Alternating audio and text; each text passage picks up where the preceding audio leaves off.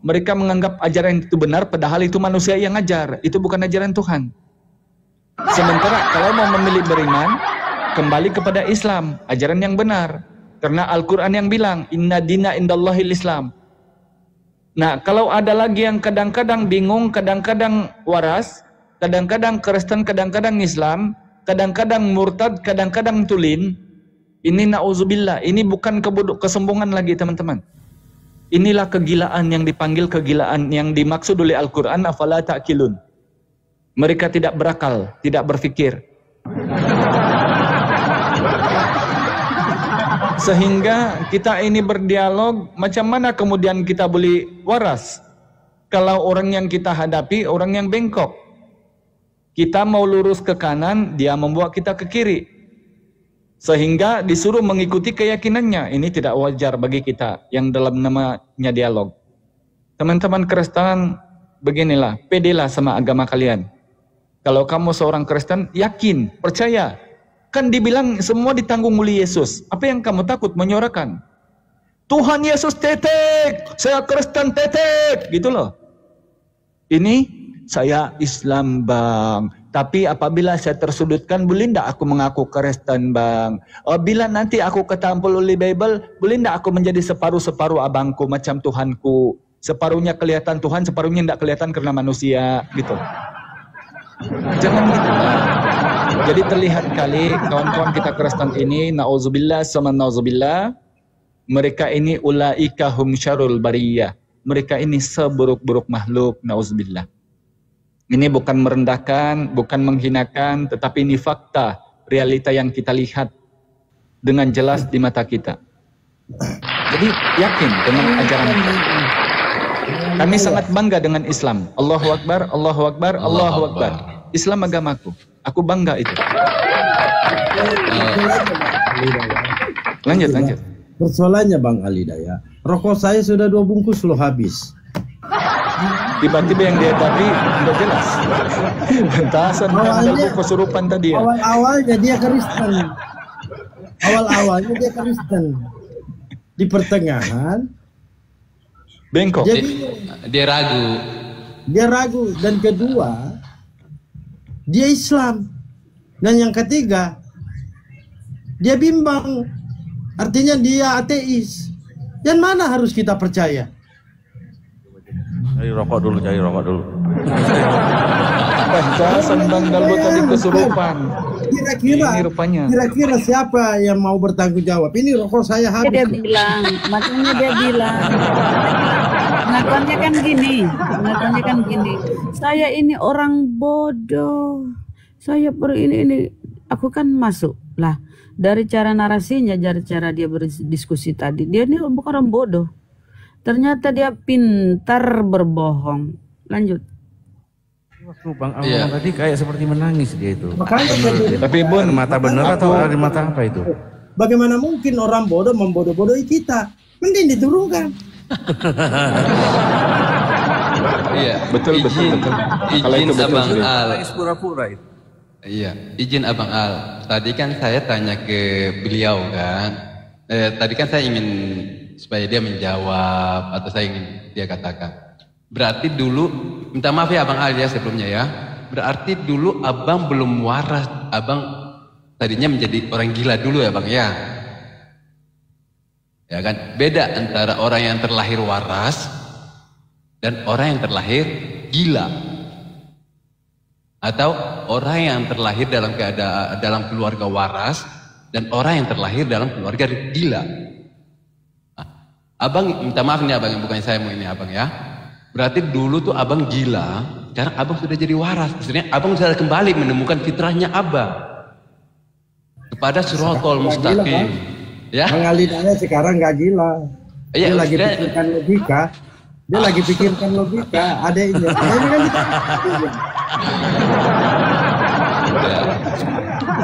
itu ya yang tadi saya sampaikan ke hitam pekat tadi kan. Saya bilang kalau mau jadi waras, sebelum Anda menjadi waras, jadi dulu gila.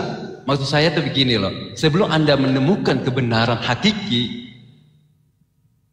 kita tuh belajar gila, cari kebenaran itu adanya di mana, ingin tahu itu kita belajar gila dulu. oh saya ini kayak gini, saya itu kayak gini. Seolah-olah kita seperti orang linglung, orang gila. Akhirnya kita akan menemukan benang merahnya atau titiknya. Oh, seperti ini. Contoh seperti apa? Abang Al-Hidayah. Ya tadi abang katakan awalnya abang adalah Nasrani, apa nih, Kristen. Sekarang abang udah menemukan kebenaran. Akhirnya Allah memberikan hidayah kepada abang. Abang mendapatkan siratal mustaqim, jalan yang lurus untuk menuju jalannya Allah Subhanahu wa taala. Jadi awalnya itu orang yang belum mendapat hidayah, dia itu harus bukannya ini ya, kita ini harus belajar gila dulu. Sama seperti kita ingin menjadi bisa, kalau saya bang ya, kalau saya itu ingin menjadi pencuri. Jujur saya ingin menjadi pencuri. Pencuri apa? Pencuri ilmu. Mulai dari abang Dalbo, abang Hidayah, abang Goto, dan semuanya yang ada. Saya ingin mencari, akhirnya saya ingin mencari menjadi pencuri ilmu yang bermanfaat ini yang saya ambil. Abang tidak merasa bahwa apa yang abang sampaikan itu benar, saya merasa saya ambil. Berarti kan saya mencuri, gitu. Tetapi ingat, pencuri ini adalah ilmu yang amal yang tidak terputus adalah ilmu yang bermanfaat. Semoga apa yang abang sampaikan saya ambil, saya sampaikan kepada orang, maka ilmu yang abang sampaikan kepada saya ini menjadi salah satu amal yang tidak akan terputus bagi abang. Itu abang. Lanjut abang.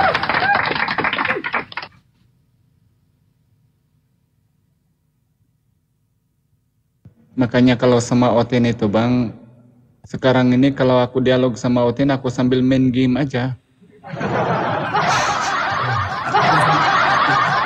Susah bang, kalau kita tumpukan perhatian kita, telinga kita mendengar Otin bang, boleh gila kita loh. Ya, mungkin betul saya bang, masuk tengok kalau aku main bang. game bang, sambil main game aku bang ini. Nah. Dipikir mungkin dari tadi ini Bang Al begini-gini ini meninggal data toh. Di sini saya masuk sedikit dulu bang. Lah ya lanjut betul. Statement aja. Karena di sini sudah masuk sholat Jumat ya. Tapi rumah saya dekat dari ya. Kita sudah panggilan. Oke. Jadi begini kawan-kawan ya. Ketika kita mencoba ya mengkaji Bible itu dari satu bidang ilmu saja ya, contoh dari ilmu budaya, maka akan ketahuan sebenarnya ajaran ini ajaran apa. Itu baru dari satu bidang ilmu, belum bidang-bidang ilmu yang lain seperti filologi, filosofi mungkin, atau bahkan lebih jauh lagi ke politik kan begitu. Kalau kita mengkaji memang hampir semua bidang ilmu itu tidak sejalan, tidak selaras dengan budaya Kristen. Karena memang dasarnya, memang pondasinya itu dari dari ajaran-ajaran yang memang bercampur aduk ya, dari ajaran satu dengan ajaran lain yang dasarnya memang adalah ajaran-ajaran pagan. Makanya saya pernah bilang dari sisi epistemologinya atau epistemiknya, Bible itu this is the formulation ya, formulasi pagan teaching. Maksudnya memang kumpulan ajaran pagan yang didaur ulang ya, lalu berbalut agama. Makanya ketika kita mengkaji dari satu bidang ilmu, maka akan ketemu bahwa ajaran ini memang tidak selaras dengan ajaran langit. Itu baru satu bidang ilmu, belum ilmu-ilmu yang lain yang lebih dekat. Apalagi kalau kita kaji dari sisi eskatologi ya, eskatologi atau futurologi ya, ini ilmu-ilmu dua studi ilmu yang menggali tentang masa depan ya. Ini lebih parah lagi mereka nih. Kenapa? Karena memang apa yang diajarkan dalam budaya Kristen ini menolak semua ajaran yang disampaikan oleh abangku Bang Goto. Izin dulu ya, saya mau salat Jumat Bang Al-Hidayah teman-teman. Iya, panggilan coba Bang. Saya saja enggak rungkat. Lanjut Bang. Saya mau lanjut aja, saya mau berangkat ya. Izin ya teman-temannya, dilanjut aja. Saya mau jalan menundur-nundur. Siapa tahu saya dapat dompet jalan Bang. Jadi jalan saya nanti menundur. Soalnya rokok saya habis Bang. Habis rokok saya gara-gara kampret tadi itu. Ya lanjut. Ya jadi dia di bawah ya. Teman-teman Kristen di bawah, sekali lagi abang coba kalau mau cari kebenaran tinggalkan dulu iman abang Kristen, baru abang belajar baik-baik tentang budaya Kristen. Apa sih budaya Kristen itu? Itu aja poinnya. Kira-kira begitu. Ya saya mau izin dulu ya, saya harus Siap. Keluar dari live ya karena sudah masuk sholat Jumat. Assalamualaikum. Siap abang. Waalaikumsalam warahmatullahi wabarakatuh. Ya, saya tambahkan sedikit lagi, minta maaf. Sekarang kita melihat tentang kebenaran saja ya, atau dari Al-Quran dan Bible mana yang berbohong? Ya, di dalam Bible, ya di dalam Bible ada data yang berbunyi langit itu bertiang. Benar ya abang ya, saudara-saudaraku semua? Di dalam Bible ada tertulis langit bertiang. Sekarang kita melihat ada tidak tiang langit. Sekarang kita bertanya, apakah Bible ini jujur atau ini? Iya, jujur atau berbohong? Terus sekarang di dalam Al-Quran, dua laut saling bertemu, tapi tidak menyatu. Ada atau tidak? Ternyata ada. Berarti mana yang jujur di antara dua kitab ini? Antara Al-Quran dan Bible. Itu saja dulu. Mana yang berbohong antara dua kitab ini? Antara Al-Quran dan Bible. Berpikir saja kita. Mungkin cuma itu. Karena di dalam Bible langit bertiang. Ternyata kita melihat langit tidak ada tiang. Dua laut yang saling bertemu tapi tidak menyatu. Di dalam Al-Quran menjelaskan dan terbukti sainsnya ada. Kita bisa melihat mana yang berbohong antara kedua kitab ini. Ya, silakan lanjut Abang Al.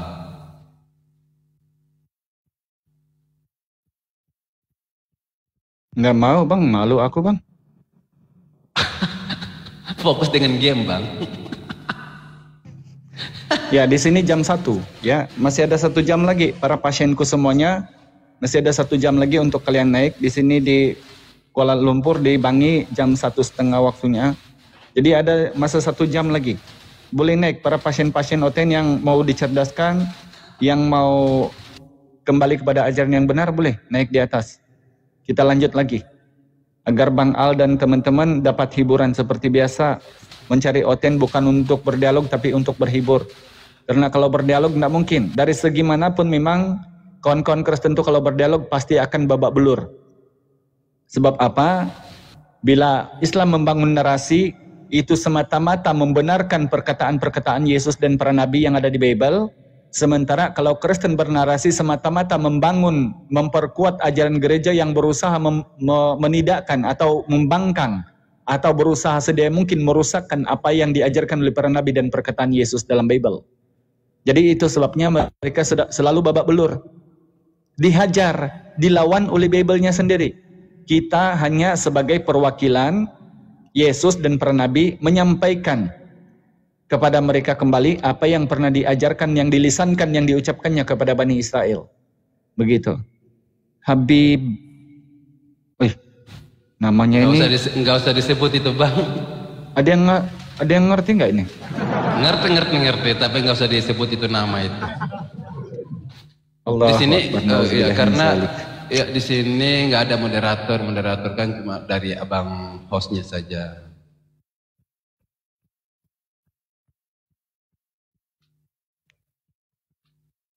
Kenapa ya gitu-gitu ya orang-orang Kristen, na'udzubillah.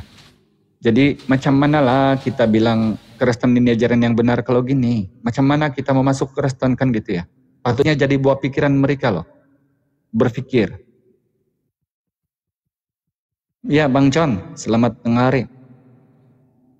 Gini Abang ya, kalau memang ada saudara Kristen yang naik di atas ini, pertanyaan saya cuma satu saja Bang. Satu saja. Di dalam Bible, Yesus menyuruh muridnya untuk ke sebuah, dalam perjalanan, Yesus menyuruh muridnya ke desa untuk mengambil keledai. Pertanyaan saya, sudah belum keledainya dikembalikan?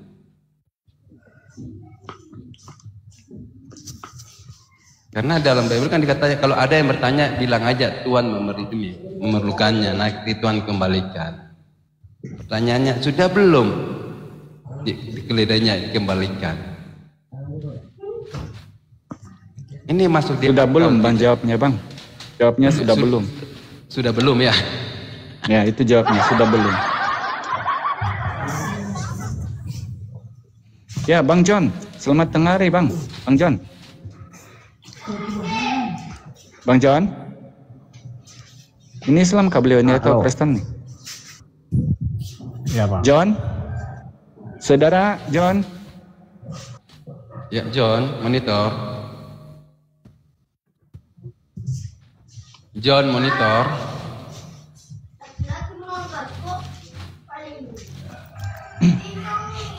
Naik di sini bang, janganlah gitu. Bersuaralah. Nggak Ya, apa-apa loh kalau kamu Kristen. Tapi minimal bersuaralah supaya kita tahu. Oh, Ini si Indra ini siapa? Matius kah Indra ini? kurang tahu ya, Bang. Ya, Hai saudara. Matius bukan, itu Zakius, bukan Matius. Kalau yang di anu itu, yang bertemu Yesus itu. Ya, saudara-saudara yang ada di bawah, tolong di follow ya akun kecil saya ini. Ya, tadi saya turun karena memang akun saya privat, saya sudah buka. Minta di follow ya akun kecilku ini.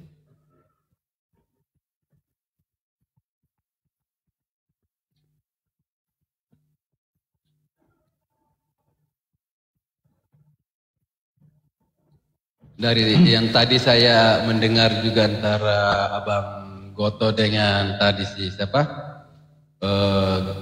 Gelap tadi itu. Untuk membunuh saja itu kalau kita lihat di dalam Bible saja itu kan diperintahkan untuk membunuh semua itu ya. Anak-anak disuruh bunuh, orang tua disuruh bunuh. Itu kita bisa melihat di mana kita melihat di 1 Samuel 15 nomor 1. 1 Samuel 1 kan? Ayat nomor 3.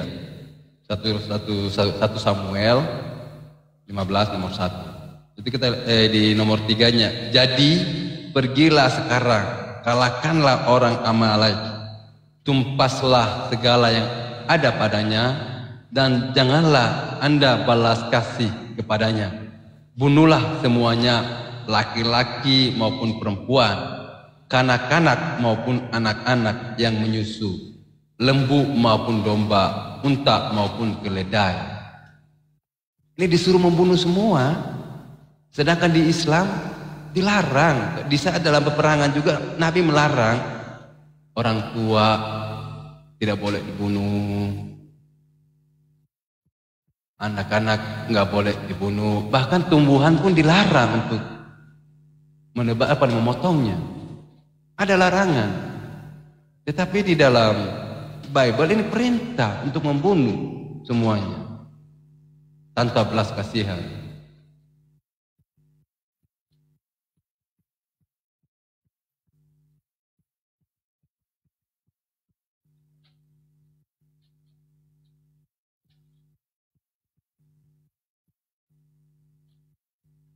Cobalah menggunakan akal. Buat apa kita diberi akal kalau kita tidak berpikir? Baca Bible, setelah membaca ayat satu data, gunakan akal untuk kita berpikir. Masuk tidak di akal kita? Makanya tadi saya bilang, sebelum jadi waras, gila dulu kalau mau cari kebenaran.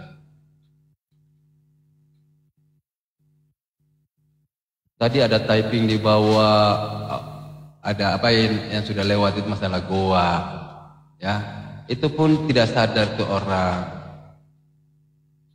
Yang keluar dari gua jadi Tuhan itu siapa? Kan dari gua juga keluarnya. Bahkan keluar dari gua dia hidup. Habis itu masuk ke dalam gua, keluar dari gua jadi Tuhan. Lupa ya saudara Kristen. Waalaikumsalam warahmatullahi di Tasik.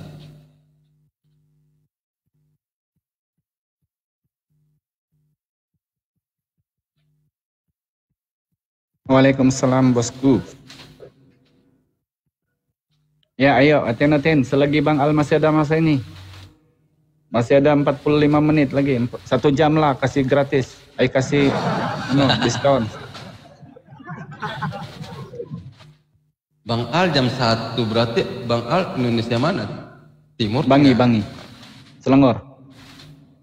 Selangor, Malaysia. Ya. Kalau di sini jam 1-an Bang, 1.21. 1.21. Indonesia Timur jam 1.14.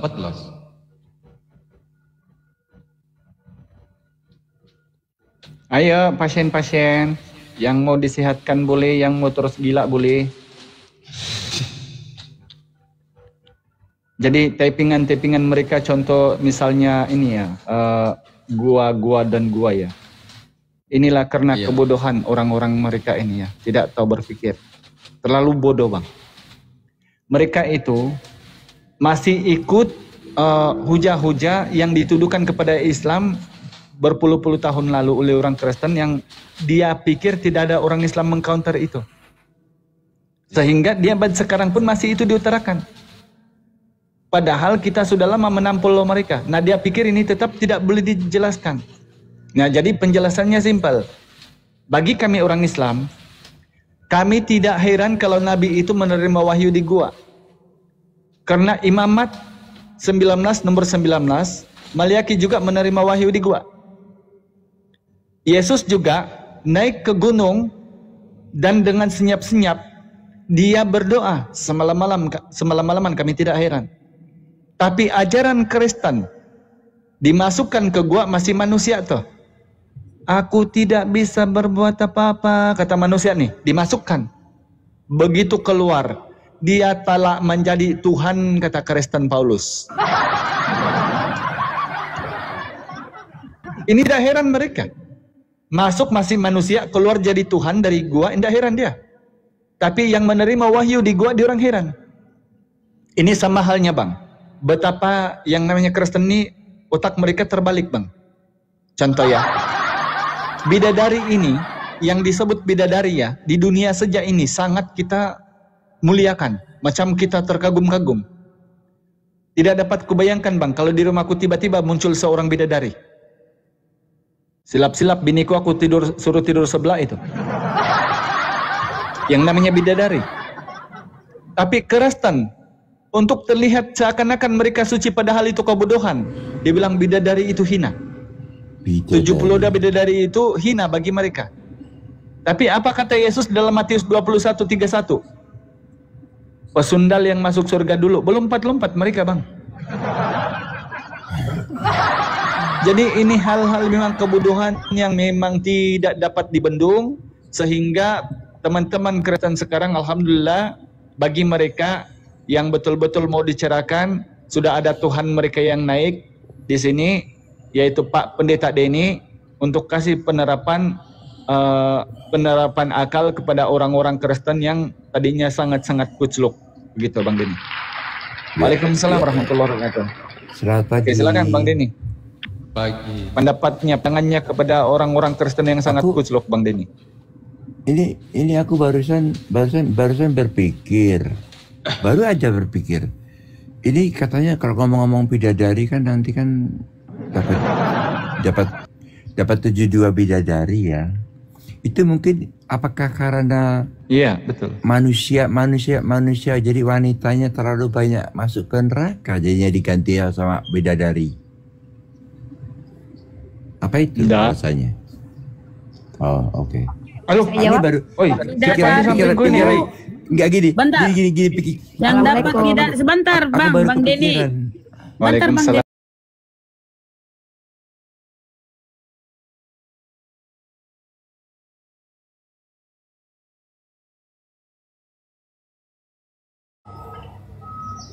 Ya mereka ini tidak tahu iman itu apa, karena iman itu hanya percaya, rujuknya pada kepercayaan, percayai saja omongan orang, percayai saja apa kata orang, itu namanya mendengarkan dari katanya.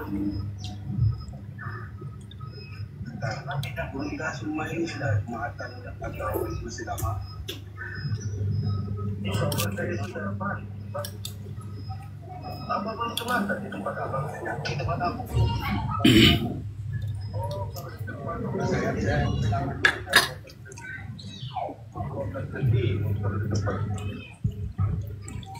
Halo, abang bos.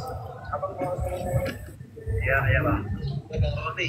Karena udah mati nih bang, di kantong masuk. Aku duluan. Podium semua nggak ada suara ini, bagaimana ini? Pada jadi berhala kah? Iya, lanjut saudaraku yang kalau lain. ada hotel naik ke saja bang. Nah, saya bang, bunda. Udah persiapan azan. Iya. Turun. Assalamualaikum warahmatullahi wabarakatuh. Waalaikumsalam warahmatullahi wabarakatuh. Atau saya lanjut? Lanjut bang, lanjut. Atau saya lanjut Pak Dodi? Pak Dodi, monitor. Aduh, tenggelam ke langit. Sebelum saya turun Jumatan, Bunda Host, boleh saya masuk dulu sebentar? Ya, silakan. Silakan. Bunda, silakan abangku. Silakan. Kan waktu Pak Dodi bilang mencari Tuhan, Bunda Host bilang katanya, oh jadi Islam agama yang paling benar ya. Saya kurang setuju kalau Islam dikatakan agama yang paling benar. Mohon maaf, bukan kurang setuju, tidak setuju sama sekali. Ya, agama Islam itu bukan yang paling benar, tapi Islam itu agama yang benar, gitu aja ya Bun ya. Mohon maaf saya. Setuju saya, setuju. Ya, setuju. Islam itu bukan agama yang paling benar. Sumpah demi Allah bukan agama ya. Ya, setuju. Agama Islam itu agama yang benar. Agama yang benar, betul. Buat kalau agama yang paling benar, betul. Iya, berarti yang lain juga benar gitu. Nah, oke. Nanti yang lain juga mengklaimnya agamaku juga paling benar gitu. Itu di luar konteks Islam ya. Iya. Mohon maaf ya sebelumnya. Yang kedua ini Bang Nanda kalau bisa membawakan narasi Al-Qur'annya tentang yang sesuai dengan ilmu sains. Soalnya si Bapak Dodi ini sepertinya mencari sesuatu yang lebih real gitu. Kalau misalkan masuk ke dalam ajaran, mereka akan menyaingi dengan ajaran-ajaran yang duplikat dari buatan Paulus gitu ya, akan masuk ke sana. Tapi kalau misalkan dibawa ke fakta alam yang sesuai dengan ilmu sains, maka mereka akan terkapar, tidak berdaya sama sekali. Seperti misalkan di dalam Ayub langit bertiang, sedangkan di dalam Al-Quran Allah menciptakan langit tanpa tiang dan tanpa tiang di surah Luqman ayat 10. Betul. Ya. Nah, terus kemudian di surat At-Tur ayat 6 dikatakan di dalam laut ada api yang tidak padam. Itu sesuai dengan fakta dan penemuan ilmu sains. Sedangkan di dalam Bible, mereka tidak akan menemukan sama sekali. Itulah. Ya, dan yang terakhir dari seluruh agama yang ada di dunia ini, dari kitab suci yang mana Tuhannya mengakui bahwa dirinya adalah Tuhan yang menciptakan alam semesta ini dan sesuai dengan narasi-narasi di dalam kitabnya itu sendiri. Nah itulah, maka mereka akan terkapar, saya rasa seperti itulah. Sebenarnya cuman mereka itu tingkat ngeyelnya tinggi gitu, tingkat dewa ngeyelnya, bakal ngeyel sampai kapanpun, kecuali yang hatinya lembut dan mau menerima kebenaran, itu saja. Masya Allah. Terima kasih buat Bunda Host, buat Bang Nanda, buat para master yang lainnya. Ya, jangan marah ya, jangan diambil hati ya. Tidak. Alhamdulillah. Iya, biasa. Di sini sudah mau masuk aku kan istri solehah, jadinya pintar, Bang. Iya. Terima kasih sudah diizinkan bergabung ya Bunda Host. Abang-abang yang lainnya. Izin turun di sini sebentar lagi Jumatan.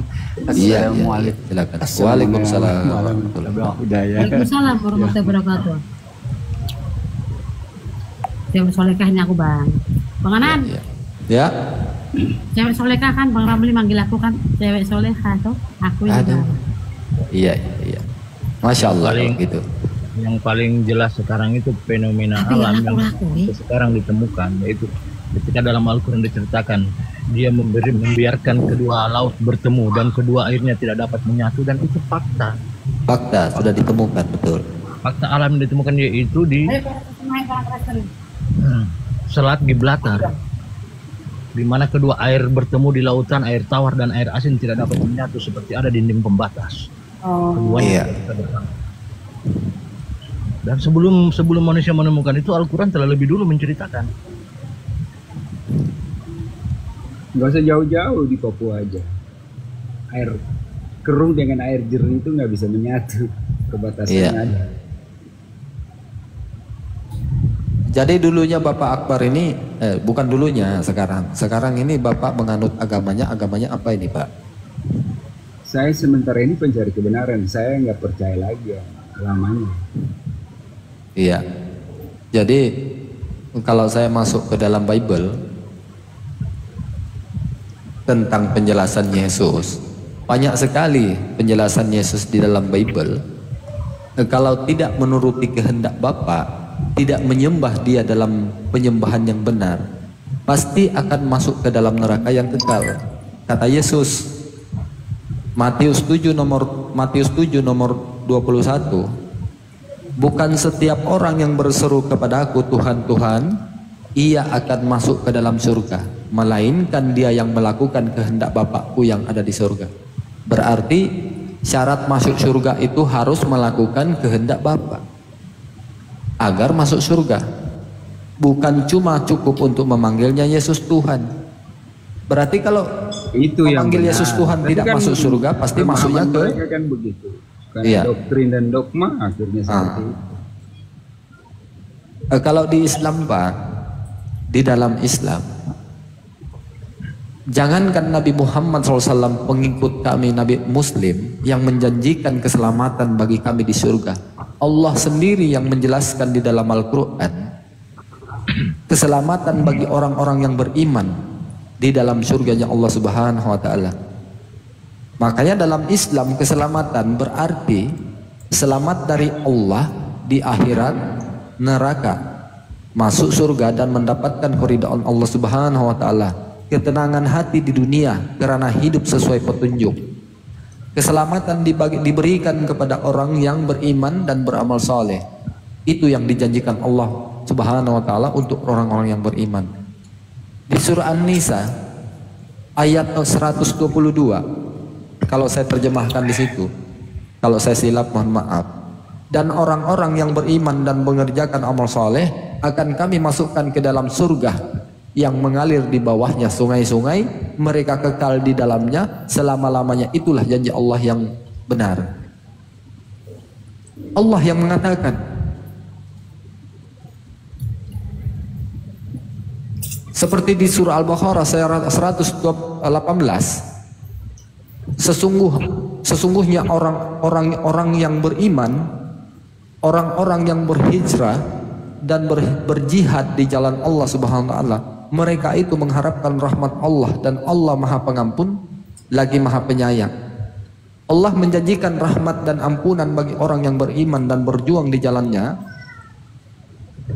Makanya janji hidup baik pun mau di akhirat mau di dunia, Allah itu menjanjikan kepada kita umat muslim di surah An-Nahl ayat 97. Barang siapa yang mengerjakan amal saleh baik laki-laki maupun perempuan dalam keadaan beriman, maka pasti akan kami berikan kepadanya kehidupan yang baik dan akan kami berikan balasan pahala yang lebih baik dari apa yang mereka kerjakan. Makanya di Islam itu syaratnya kita masuk surga harus beramal soleh.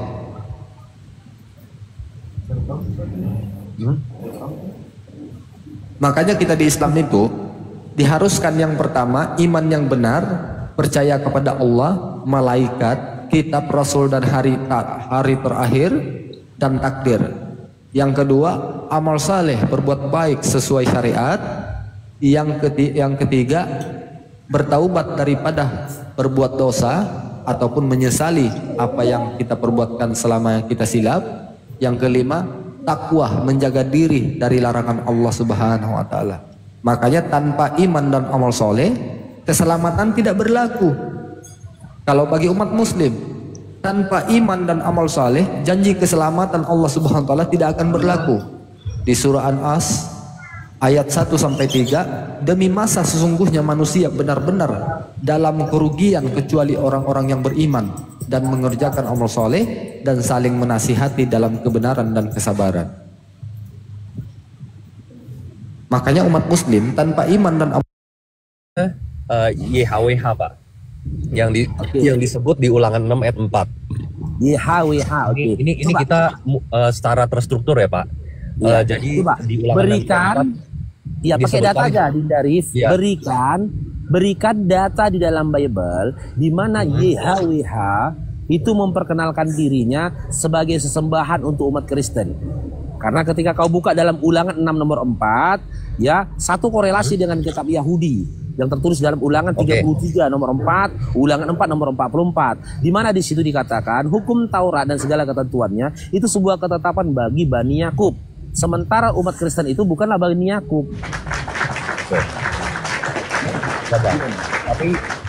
Tapi Yesus menyebut di dalam Yohanes 8 ayat 54, Abang Faruk boleh buka dulu Yohanes 8 ayat 54. Jadi Tuhan dan sesembahan kalian itu siapa? YHWH atau Yesus? Ini Jadi gini Bang, jangan dipotong dulu Bang, jangan dipotong dulu. Gini, pertama Bapa itu sama ya dengan Tuhannya Yahudi begitu. Oke, di mana datanya Bapak itu sama dengan Tuhannya Yahudi?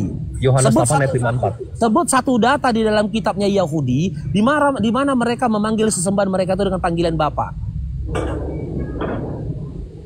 Di Perjanjian Lama itu di kitab mana? Tidak langsung Bang, tetapi kalau di Perjanjian Baru kan Abang mulai ketawa nih Bang. Aduh. Ya gimana gitu loh. Anda tidak menyampaikan informasi dan ilmu. Yang Anda katakan hanya lelucon saja. Wajar. Leluconmu itu kubalas dan kuapresiasi dengan tawa. Jadi saya gini Anda ya Bang. mengatakan tadi Yesus itu sama dengan YHWH. Cai strong diberkati Bang Kopi Pahit. Tidak. Ini Yohanes 8 ayat 54 buka dulu Bang. Boleh dibacakan? Gimana? Yohanes 8 ayat 54. Yohanes 8 ayat 54. Ini saya lagi di mobil nih, jadi sambil saya ngomong. Nomor 44. 54. Oke, saat jawab Yesus, "Jikalau aku memuliakan diriku sendiri, maka kemuliaanku itu sedikit pun tidak ada artinya. Bapakkulah yang memuliakan aku. Tentang siapa yang kamu berkata, dia adalah Allah kami." Oke, apa korelasinya ini dengan Tuhan Kristen? Itu buktinya menurut Kristen, Tuhan Yahudi dan Tuhan Kristen itu sama. Dari Yohanes 8 bisa gitu. Nggak bisa gitu. Tuh kan, Bang. Tunggu, ini kita buka data ya. Oke. Ini datanya. Oke. Ya. Saya baca sekali lagi ya. Jawab Yesus, "Jikalau aku memuliakan diriku sendiri, maka kemuliaanku itu sedikit pun tidak ada artinya. Bapakkulah yang memuliakan aku. Tentang siapa kamu berkata dan dia adalah Allah kami. Jika kau katakan di sini kata Bapa dan kata Allah ini mengarah kepada Tuhan sesembahannya orang-orang Yahudi, ya. Di dalam original teksnya ini adakah tertulis kata Yod He Vah He? Ada tertulis kata Yod He Vah He? Original teksnya Perjanjian Baru menggunakan bahasa Yunani. Yunani kan? Iya. Nah, di dalam original teksnya tertulis kata apa? Tertulis kata apa? YHWH itu tidak langsung tertulis di memakai kata Theos dan Kyrios, udah gitu. Nah, ini Septuaginta, Bang. Septuaginta juga memakai kata Theos dan Kyrios. Ini kita buka paralel ini paralelnya, ini kita buka paralelnya ya. Ya, tidak ada kata YHWH di sana. Nah, tidak ada kata YHWH. Enggak, tapi Yesus jelas mengatakan itu Bapa itu tentang siapa, orang Yahudi berkata dia adalah Allah kami, begitu. Nah, gini. Jelas kan kita ada datanya gitu, Bang. Nggak ada gini, itu hanya cocotmologi. Kita ada datanya. Enggak, itu bukan cocotmologi. Itu benar tuh kan, Abang mulai ngejek-ngejek sana. Bukan ngejek loh. Anda berupaya untuk berbohong di sini. Enggak, saya tidak berbohong di sini. Kita sudah buka. Ini kata Allah. Kata Allah. Ketika kita kembalikan kepada original teksnya itu tertulisnya kata Theos. Sejak kapan pula orang Yahudi memanggil sesembahannya dengan nama Theos? Kapan? Orang Yahudi Helenistik saat berbahasa Yunani dulu mereka memakai kata Theos. Abang tahu nggak sejarahnya budaya Yunani itu kenapa bisa masuk ke tanah Yudea sementara waktu itu? Dinda, panjang kita bahas kalau sejarahnya. Dengar. Iya. Saya akui, dengar dulu. tanah Yudea, Nazaret dan juga Galilea pada saat itu, ya, yang sekarang dikenal dengan tanah Palestina, pada saat itu sedang dijajah oleh pemerintah Romawi. Oke? Sedang dijajah oleh pemerintah Romawi. Akan tetapi selama Yesus turun ke dunia ini di Nazaret dan juga di Galilea, ya, peribadatan Yahudi itu tidak pernah diintervensi oleh pemerintahan Romawi. Tidak pernah. Bahkan sinagoga yang ada di situ, peribadatan orang Yahudi pada saat itu, orang itu tidak pernah merubah nama Tuhannya pada saat itu memanggil nama Theos, tidak pernah. Memang tidak pernah. Benar. Yang dijajah oleh pemerintah Romawi pada saat itu adalah politik dan juga ekonominya. Tidak masuk ke dalam budayanya. Tapi budaya dari Yahudi itu tidak bisa dijajah oleh pemerintah Romawi pada saat itu. Karena apa? Karena pada buktinya kultur kehidupan mereka hidup dengan tradisinya Yahudi. Mereka masih melakukan tradisi dan juga kultur Yahudi. Jadi Anda jangan berupaya menipu kami di sini dengan memberikan informasi bahwasannya Tuhannya kalian Kristen sama dengan Tuhannya Yahudi. Abang Faruk yang menipu tuh. Jangan begitu, Bang. Jangan pakai bahasa begitu. Dinda. Adapun Yohanes 8 ya nomor 34 yang kau sampaikan ini, dengar saya baca ya. Jikalau aku memuliakan diriku sendiri, maka kemuliaanku itu sedikit pun tidak ada artinya. Yesus kalau dia memuliakan dirinya sendiri, dia nggak ada gunanya kemuliaannya dia. Lalu dilanjutkan dengan kalimat berikutnya, Bapakkulah yang memuliakan aku. Siapa Bapak ini? Matius 11:25, Tuhannya Yesus. Tuhannya Yesuslah yang memuliakan Yesus. Tentang siapa kamu berkata? Dia Tuhan, dia adalah Allah kami. Dia adalah Tuhan kami, kata Yesus. Berarti, sekarang saya bentar dulu Dinda. Bapaknya Yesus sama dong dengan Tuhannya Yesus.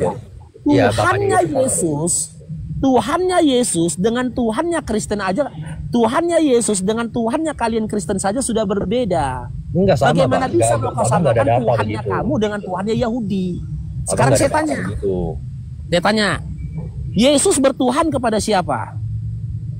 Matius 11:25. Oke, saat menjadi manusia dia bertuhan kepada Bapa. Udah, karena dia mengatakan Bapa lebih besar dari aku. Tapi ingat Bang, ada Filipi 2 ayat 6. Tunggu dulu. Saat jadi manusia dia bertuhan kepada Bapa. Emang Yesus pernah jadi hantu? Saat jadi manusia dia bertuhan kepada Bapa. Kapan Yesus? Dengar dulu Dinda. Kapan Yesus berbicara di luar konteks manusia? Kapan?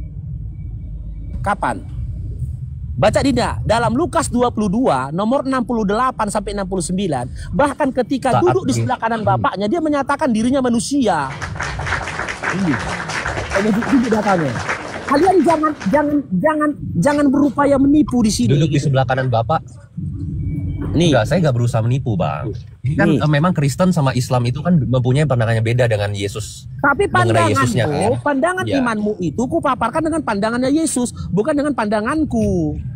Pandangan Bible ini saya sampaikan ini. Matius 22, Lukas 22, nomor 68 sampai 69. Ketika duduk di sebelah kanan Bapaknya saja dia manusia. Jadi jangan Anda mengkotak-kotakkan ketika dia manusia. Memang dia manusia. Dia nggak pernah jadi hantu. Mana coba? Dibilang duduk di sebelah kanan Allah lalu tiba-tiba dia sebagai manusia coba. Aku mengatakannya kepada kamu, namun kamu tidak akan percaya. 68-nya. Dan sekalipun aku bertanya sesuatu kepadamu, namun kamu tidak akan menjawabnya. Nah, 69-nya. Mulai sekarang anak manusia sudah duduk di sebelah kanan Allah yang Maha Kuasa. Siapa anak manusia di sini? Yesus. Mulai sekarang Yesus. Itu dia masih di dunia. Itu dia masih di dunia kan? Dia masih berbicara kepada orang Yahudi saat itu, Bang. Iya, ketika dia duduk kan di sini dikatakan nih, mulai sekarang anak manusia akan duduk ini. Mulai sekarang anak manusia sudah duduk. Di sini dikatakan dia sudah duduk. Mulai sekarang anak manusia sudah duduk. Anak manusia ini sudah duduk nggak berdasarkan perkataan Yesus di sebelah kanan Bapa? Sudah duduk nggak? Sudah duduk nggak? Itu kita memahami sebagai perumpamaan karena anak manusia di sana. Perumpamaan gimana sih? Nih, gini Bang, karena Yesus Kristus Tunggu duduk di sebelah kanan Jika Allah. ini perumpamaan, tunggu dulu. Jika Gini, ini Yesus Kristus duduk di sebelah kanan Allah itu saat dia sudah naik ke surga. Saat dia sudah naik ke surga. Yang berkata, mulai sekarang Karena- anak manusia sudah duduk di sebelah kanan Allah yang Maha Kuasa. Yang berkata ini siapa? Yesus. Tapi Nah, itu anak maksudnya kita manusia- artikan Anak sebagai manusia, diberikan otoritas. ya, Pak. anak manusia yang sudah duduk di sebelah kanan Allah Bapa ini merujuk kepada siapa? Itu merujuk kepada Yesus. Oke. Tetapi Oke, itu tunggu dulu. perumpamaan, Pak. Tunggu pelan-pelan, Bapak pelan-pelan. lihat Terserah kamu konteksnya. katakan perumpamaan. Pak, Tunggu pelan-pelan. Pelan-pelan ya. konteks Ketika gini Yesus, Pak, jangan dipotong dulu Pak. Tunggu dulu, nanti. Ketika Yesus berkata, Dari tadi mulai dipotong. sekarang anak manusia sudah duduk di sebelah kanan Allah Bapa. Posisi Yesus pada saat itu di dunia atau di Pak sini Pak, saya potong di pembicaraan akhirat? kamu sebentar ya. Ya, Itu, ketika dia- Yesus, tunggu dulu Dinda. Ketika Yesus berkata, mulai sekarang anak manusia sudah duduk di sebelah kanan Bapa. Ketika Yesus berkata begitu, dia posisinya di dunia atau bukan di dunia? Dia posisinya lagi di dunia. Di dunia, Masuk- oke. Konteksnya Yesus Oke. di hadapan Ya. mahkamah agama itu Pak. Posisinya Yesus di hadapan Yesus, mahkamah agama. ya posisi Yesus yang berkata itu dia di dunia, oke. Iya, Sekarang di kita hadapan kaji mahkamah agama. anak manusia yang sudah duduk di sebelah kanan Bapak ini tadi, ya. Ini siapa? Anak manusia yang duduk di sebelah kanan Bapak ini siapa nih? Anak manusia yang dikatakan Yesus sudah duduk di sebelah Yesus. kanan Allah Bapak itu siapa? Tapi Siapa? Yesus itu.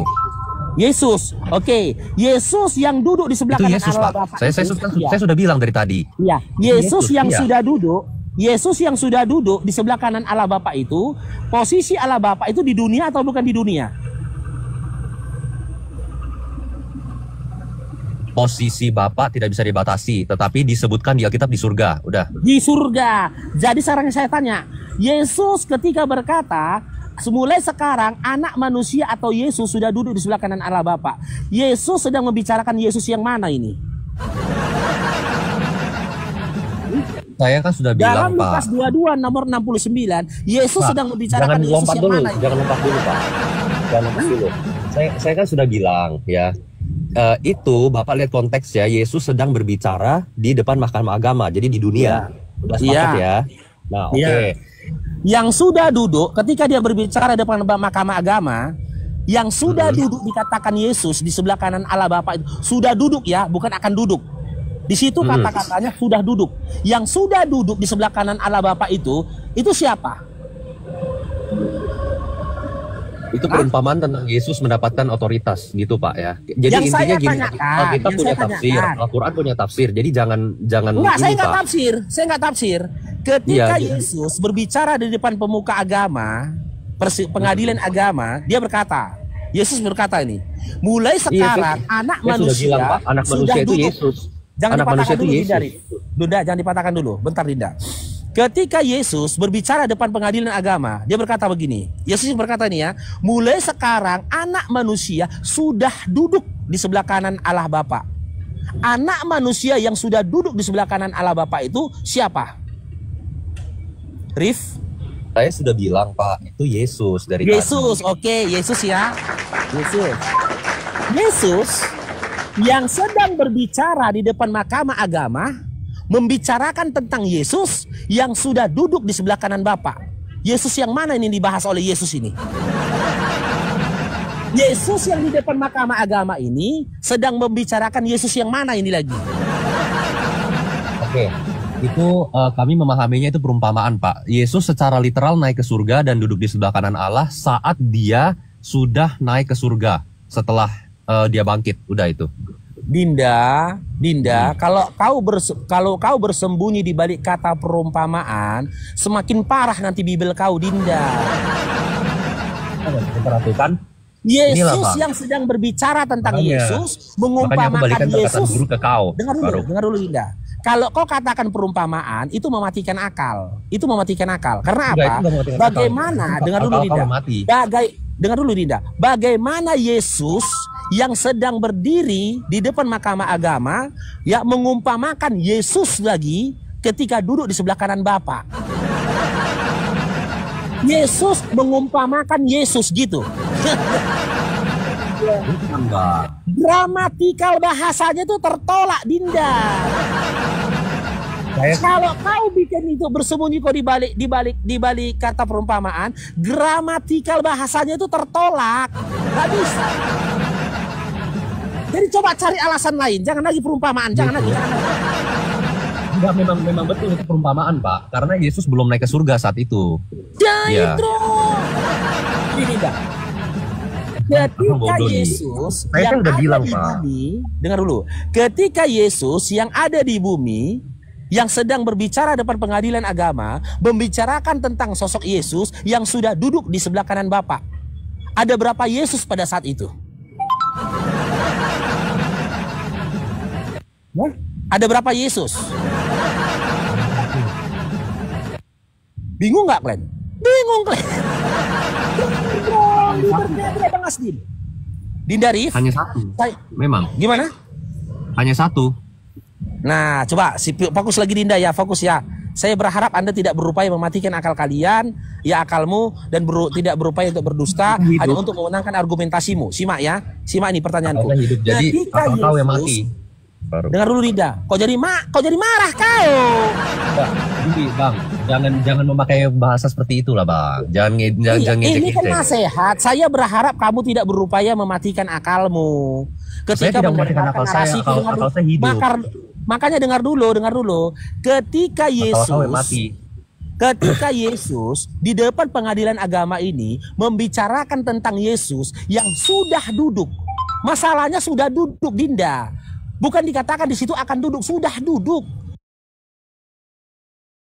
Berarti ada satu Yesus di pengadilan agama, ada satu Yesus yang sudah duduk di sebelah kanan Allah Bapa. Sekarang saya tanya, di dalam ayat itu ada berapa Yesus? Kalau kau jawab satu, berarti kau matikan akalmu. Ada berapa Yesus di situ? Akal saya hidup, akal kau mati, Faruk. Jadi gini ya, kita menafsirkan Yesus. Saya nggak nafsir. Saya nggak nafsir, Dinda. Ini literate. Lukas 22:69-nya literate, Dinda. Yesus benar-benar duduk. Yesus yang di pengadilan agama membicarakan tentang Yesus yang sudah duduk di sebelah kanan Bapa. Ada berapa Yesus dalam Lukas 22 nomor 69? Oke, Abang buka translate bahasa Yunani. Maksudnya Abang buka. Tanya ada berapa Yesus kok translate Yunani? Enggak. Bahasa Yunani coba. Dalam Lukas 22:69-nya ada berapa Yesus? Bapak buka bahasa aslinya, Pak. Sejak kapan pula lah kalian berpegang kepada bahasa asli? Memang harus pegang bahasa asli. Kalian juga berpegang bahasa asli kan? Gini Dinda Rif, cara berdiskusi itu begini. Kita mengkaji dulu terjemahan Indonesiamu. Jika kamu memberikan jawaban, ya, di mana jawabanmu ini, jawaban yang kau sampaikan untuk mematahkan argumentasiku, lalu kau mau bawa aku ke dalam disiplin ilmu original teksnya, itu silahkan. Tapi berikan dulu jawabanmu. Berdasarkan Lukas 22:69, dalam terjemahannya itu, ketika Yesus yang berdiri di depan pengadilan agama membicarakan tentang sosok Yesus yang sudah duduk di sebelah kanan Bapa, ada berapa sosok Yesus di situ? Jawab dulu. Silakan.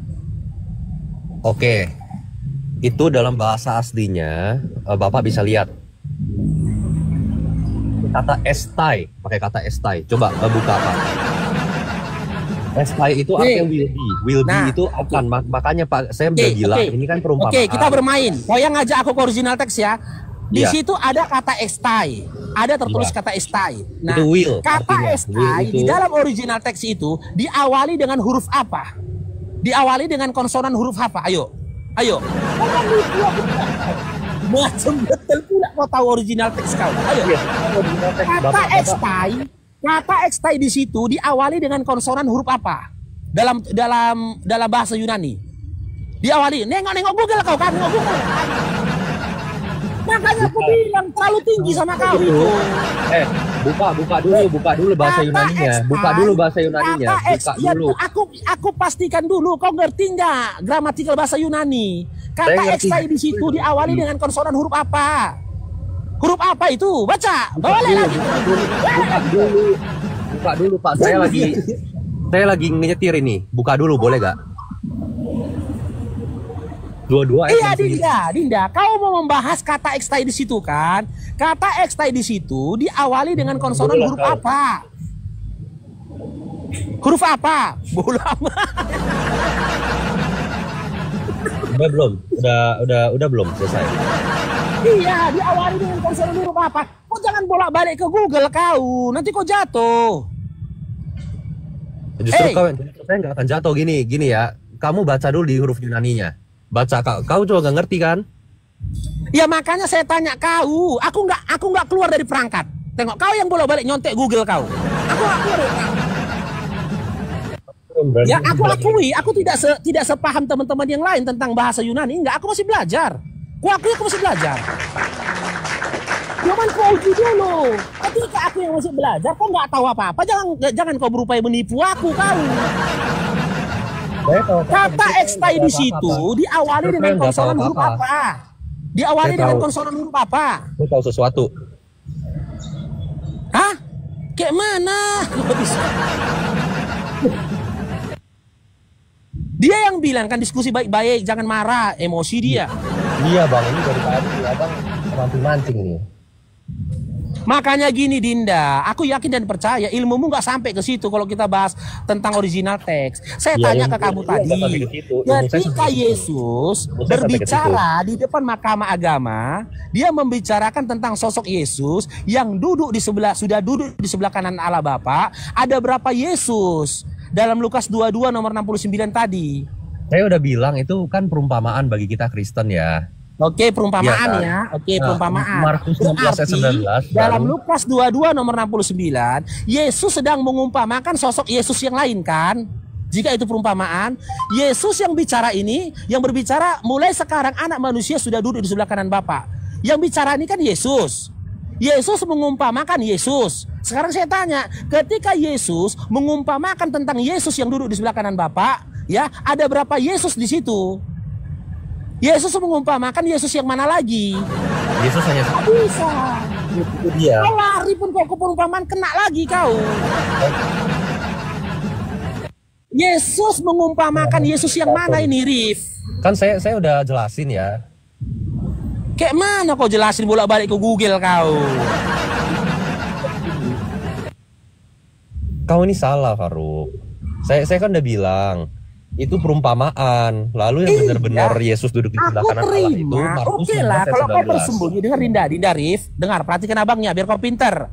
Kalau kau dapat ilmu dari aku, keluar dari komal, kau jadi pendeta kau di gereja lu. Jadi pendeta kau. Ilmu dari abangmu ini luar biasa ini.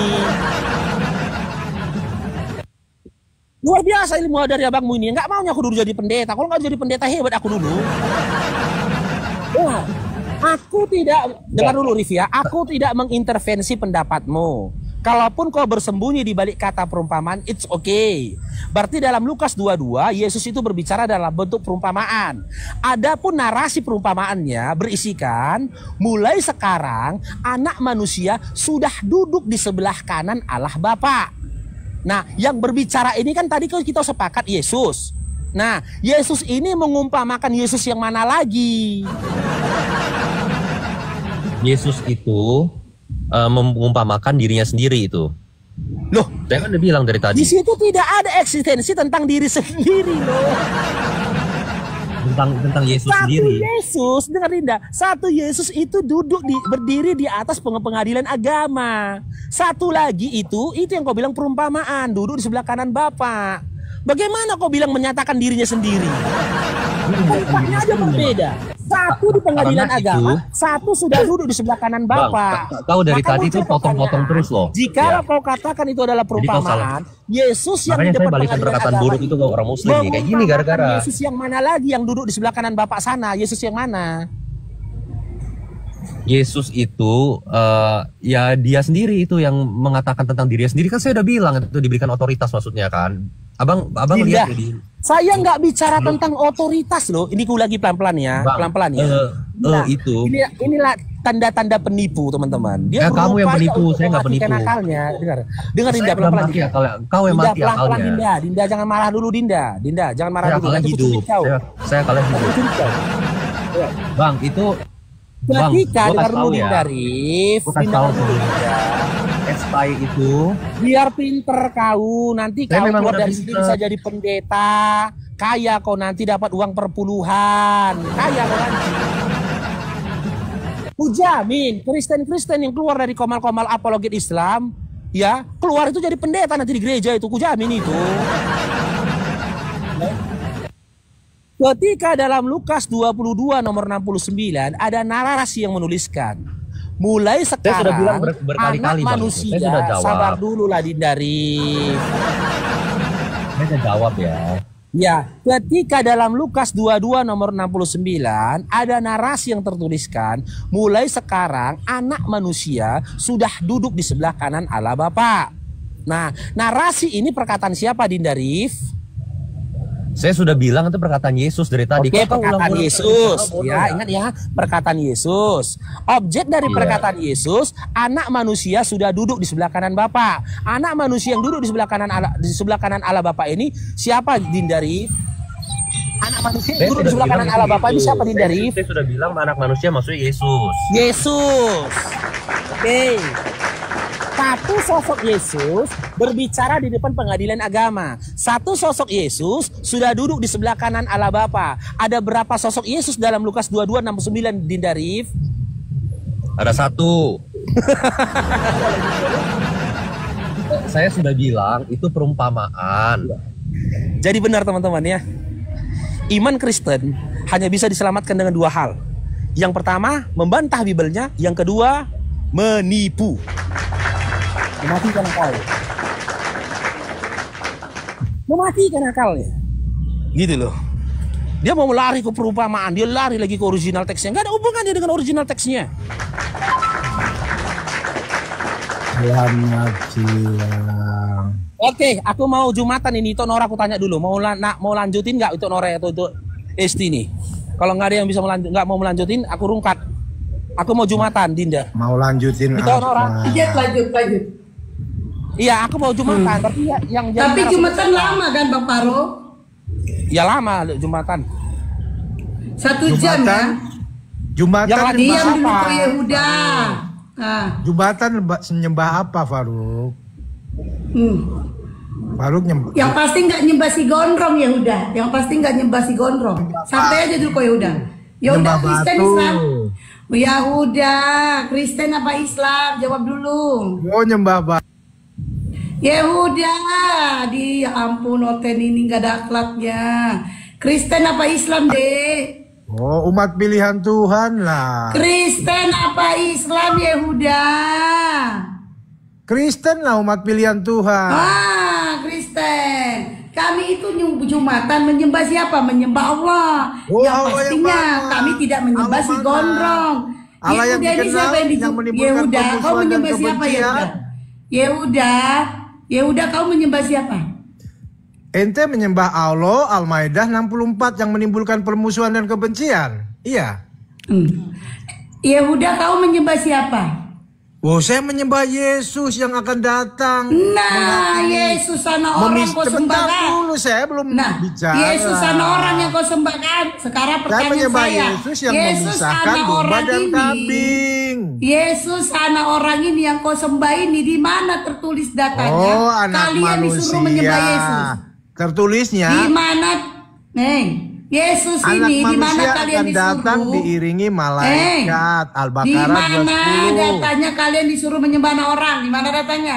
Iya, anak manusia akan turun diiringi malaikat dalam Di naungan mana datanya awan-awan. kalian disuruh menyembah anak orang? Itu pertanyaan saya. Al-Baqarah 210 itu, coba baca. Saya nanya di mana datanya kalian disuruh menyembah anak orang? Gadrun muter-muter kalau ketemu saya. Saya nanya di mana datanya kalian disuruh menyembah anak orang?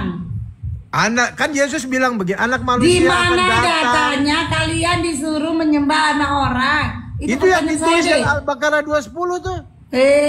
Dalam Coba. Monyet. Al-Baqarah 210 Ditanya coba. di mana datanya Al-Baqarah? Nggak ada di Al-Baqarah kami menyembah anak orang. Baluap. Al-Baqarah. Baluap. Oke, anaknya 05. Selamat siang. Kristen Islam. Anaknya 05. anak kiai, ini dia yang. Saya nanya datanya bahwa Albagoro, nggak ada di Albagoro kami nyembah orang, nggak ada.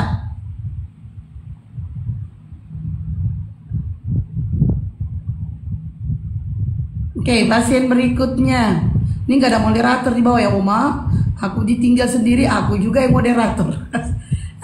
Moderator.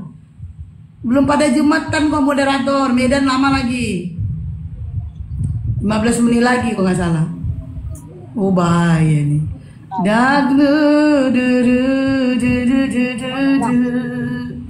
Kadang aku. Oke, Liama, selamat siang. Bilang. Liama. Kalau itu nggak masalah. Liamar. Oke. Nurdewan, selamat siang. Nurdewana, aku noise. Indah, selamat siang. Indah. Oke. Rida, selamat siang. Aku moderator sementara testingnya. Naikkan yang lain Bang Rajalam. Rida, selamat siang. Ridas. Ini sirip ini diturunkan Bang Paro tadi Bang Rijalam. Bang, udah gini ya, kita diskusi gak bisa saling maksain pendapat. Gak bisa. Ya, gak bisa Bang. Kita diskusi harus bawa data Bang. Enak aja congor kau. Kita diskusi tidak boleh memaksain bawa data. Diskusi harus bawa data. Kalau kamu diskusi tidak bawa data, itu namanya premi, asumsi liar.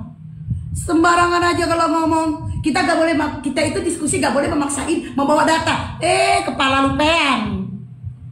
Enak aja. Yang namanya diskusi itu harus membawa data. Kalau kamu tidak bawa data, itu namanya premi, asumsi liar, enak jidat kau. Emang kau kira ini gereja? Suka-suka kau. Emang kau kira ini gereja bisa kau bodoh-bodohi kami? Kepala kau ya, kepala peang nih. Longor. Ada pula, kita diskusi itu tidak boleh memaksa ke data. Kepalamu peang. Kau sekolah di mana? Yang namanya nih sama dengan ini kita ini kalau kita disuruh di depan ya, ini kita lagi sekolah, mau SD, mau SMP, mau siapa?